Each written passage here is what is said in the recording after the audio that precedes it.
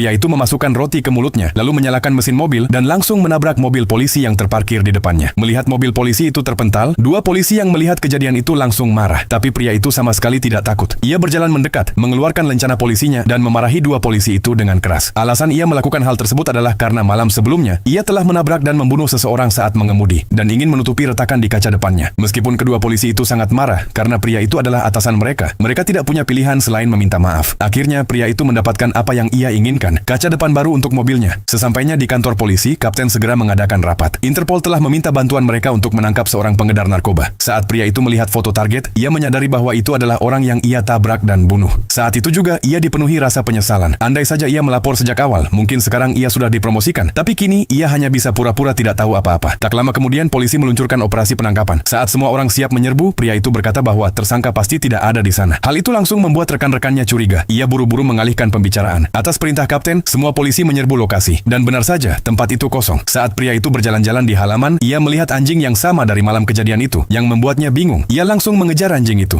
Setelah melewati gerbang besi, ia terkejut saat menemukan dirinya kembali di lokasi kecelakaan malam itu. Jejak ban di tanah masih terlihat jelas. Tiba-tiba sebuah mobil polisi datang mendekat, dan pria itu langsung tegang. Saat mobil itu berhenti di pinggir jalan, ia langsung menunjukkan identitasnya. Ketika para polisi melihat bahwa dia adalah atasan mereka, mereka menjelaskan alasan kedatangan mereka. Kantor polisi menerima laporan tentang kecelakaan mobil. Seseorang melihat pelaku menabrak korban pada malam tanggal 15, memasukkan mayat ke bagasi, lalu pergi. Mendengar hal itu, pria itu buru-buru bertanya siapa yang membuat laporan tersebut. Tak disangka, polisi itu menjawab bahwa laporan dilakukan lewat telepon umum. Pada saat yang sama, rekan-rekan lainnya tiba. Setelah dilakukan penyelidikan, diketahui bahwa kecelakaan memang terjadi di sana. Tepat ketika kapten hendak menanyakan perkembangan kasus, salah satu polisi tiba-tiba melihat ada kamera di atas, di sebelah kanan. Hal itu langsung membuat pria itu panik. Kapten segera memerintahkan seseorang untuk memeriksa rekaman kamera. Melihat itu, pria tersebut mencoba mencegahnya, menawarkan diri untuk memeriksanya. Tapi tak disangka, kapten menolak. Pria itu pun harus memikirkan rencana lain. Malam itu, ia datang membawa makanan ringan malam dan memanfaatkan kesempatan untuk mencari tahu soal rekaman. Ia mengetahui bahwa kamera itu hanya merekam sudut-sudut tertentu saja. Selain mengetahui bahwa mobil yang terlihat adalah mobil hitam dan mencatat nomor platnya, tidak ada informasi lain yang ditemukan. Merasa sedikit lega tapi tetap cemas, pria itu kembali ke kantor polisi dengan rencana untuk menghancurkan plat nomornya. Saat itu juga, sebuah panggilan tak dikenal tiba-tiba masuk.